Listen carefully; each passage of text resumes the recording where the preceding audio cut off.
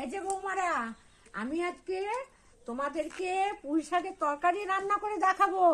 আমি চলে এসেছি পুঁই শাক কাটতে। এই দেখো এসো নিয়ে। এইবার আমি পুঁই শাক কাটছি। পুঁই শাক কাটা হয়ে গেছে। দেখো কত বড় পুঁই শাকটা। এই পুঁই শাকটা টুকরো টুকরো করে কেটে নিয়ে আমি রান্না করে দেখাবো। এই দেখো এইভাবে পুঁই শাকগুলো ছোট ছোট করে কেটে নিতে হবে।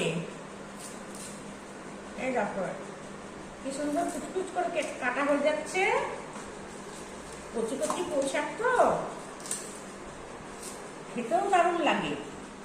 এর মধ্যে আমি বেগুন দেব, একটু বেগুন দিব, আর একটু আলু দেব, আর এই যে মিষ্টি কুমড়ো, এই দিয়ে রান্না করব।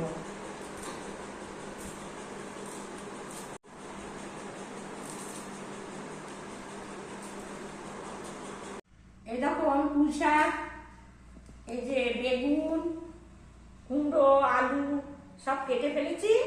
এবার এইগুলো ধুয়ে রান্না করব। এই বড়িটা ভেজে রেখেছি, এই তেলে আমি শুকনো লঙ্কা দিয়ে দিচ্ছি। এই 5 ফোড়ন দিলাম।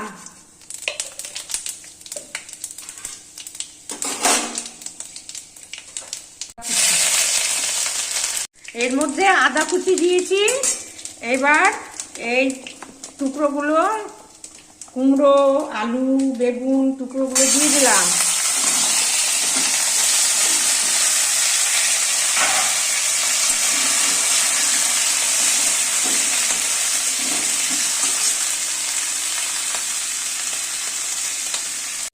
এবার পুঁই শাকগুলো দিয়ে দিচ্ছি।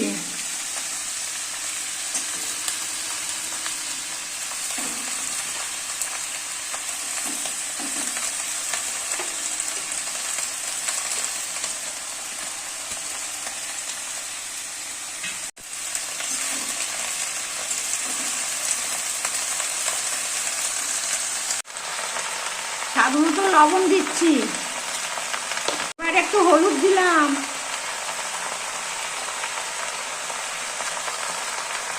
এবার ধনের গুঁড়ো দিলাম। এবার জিরার গুঁড়ো দিলাম।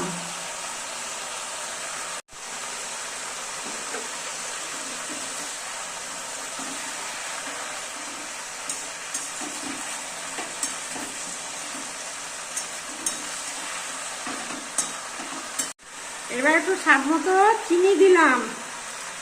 চিনি দিলে স্বাদটা ভালো হয়। এবার এই বড়িগুলো আমি দিয়ে দিলাম।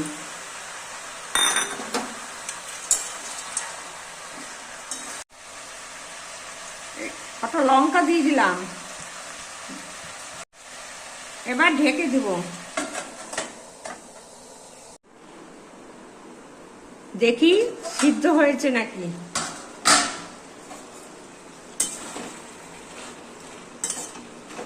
ডাঁটাগুলো আর একটু সেদ্ধ হবে,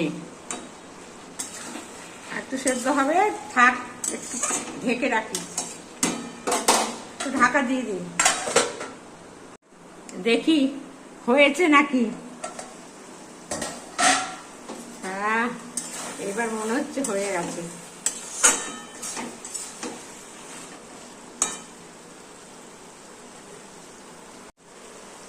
একটু গরম মশলা দিলাম।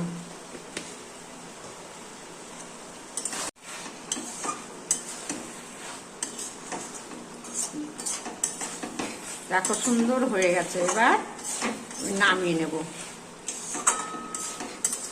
এই যে বৌমারা, আমার পুঁই শাক রান্না হয়ে গেছে। দেখো কি সুন্দর রান্না হয়েছে। তোমরা এইভাবে রান্না করবে, খেয়ে দেখবে আর আমাকে লাইক করবে।